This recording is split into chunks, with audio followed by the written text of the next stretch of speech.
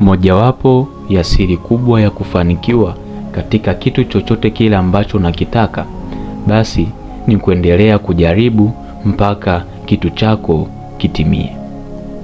Kuna watu wengi leo ambao wameacha kuishi katika ndoto zao, si kwa sababu walishindwa, ila ni kwa sababu walichoka, wakakata tamaa na wakaacha mapema.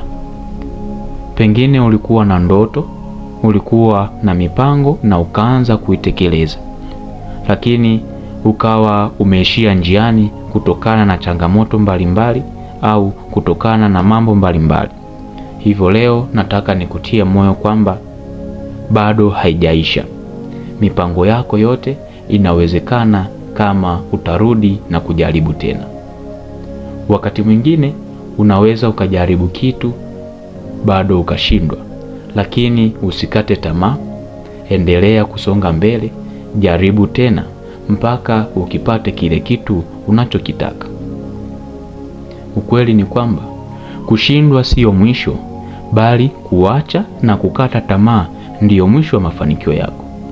Kumbuka kwamba kabla ya ndoto zako, kabla ya mipango yako kufanikiwa au kuwa katika hali ya uhalisia, ni lazima hapo katikati utakutana na mambo mbalimbali. Kuna kukosea, kuna kujihisi umechoka, kuna kukatishwa tamaa, kuna kusemwa, pamoja na kuna kuanguka pia.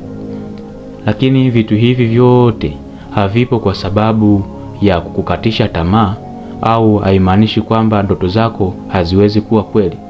Hapana. Vitu hivyo vipo kwa ajili ya kukufanya uwe imara na kukufundisha, ili pale ambapo mafanikio yako yataonekana na pale ambapo utafanikiwa, basi changamoto kama hizo zikitokea zisiweze kukuathiri.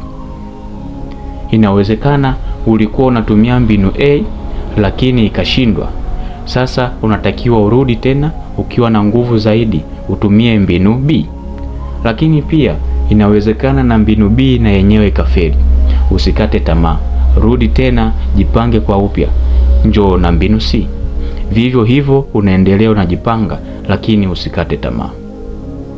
Ili mtoto ajue kuendesha baiskeli, lazima ataanguka, lazima atachubuka, ataumia, au pengine atachekwa hata na wenzake.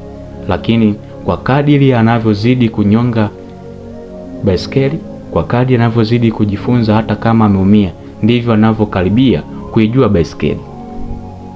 Ukweli ni kwamba kwa kadiri unavyozidi kujaribu, ndipo unakaribia zaidi kutimiza ndoto zako. Ndivyo unakaribia zaidi kufanikiwa katika mipango yako. Fursa na mafanikio yanakuja baada ya kuona jitihada zako za kuonesha kwamba uko serious kweli kukipata kile kitu ambacho wewe unakitaka.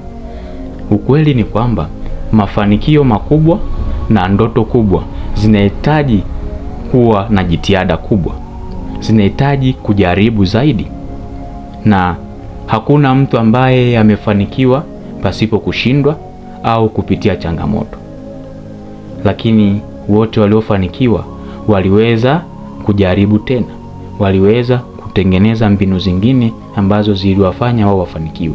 Walipitia changamoto, lakini walizikabili, hawakukata tamaa. Ukweli ni kwamba mipango yako na ndoto zako ziko pale pale, zinakusubiri wewe urudi na ujaribu tena. Jaribu tena, inawezekana jaribio hili ndilo litakalobadilisha maisha yako. Usikate tamaa, endelea kuonyesha jitihada katika kitu chochote unachotaka kukifanikiwa. Na nikwambie kwamba ukitaka kukata tamaa au ukijiona uwezi, kumbuka kitu kimoja: kwa nini ulianza na kwa nini ulitaka kukifanya hicho kitu ambacho umekikatia tamaa. Ukweli ni kwamba ndoto zako zinategemea juhudi zako, mafanikio yako yanategemea uthubutu wako na uimara wako wa kuendelea kuyafanya. Hivyo basi, jaribu tena, anza tena, na simama imara, jikungute mavumbi, uanze tena. Ndoto zako zinakusubiri wewe ujaribu tena. Swali langu kwako, je, kwa nini uliacha? Na Kipi kilikufanya uache kutekeleza ndoto zako? Je, ni kwa sababu ulichoka au ni kwa sababu ulishindwa? Kama ujumbe huu umekugusa, basi share pamoja na mwenzako ili tujifunze wote kwa pamoja. Usisahau kusubscribe, kulike pamoja na kucomment. Asante kwa kuwa nami katika mafundisho haya. Tukutane tena kwenye mafundisho yajayo. Mimi ni Josephat Kato. Bye bye.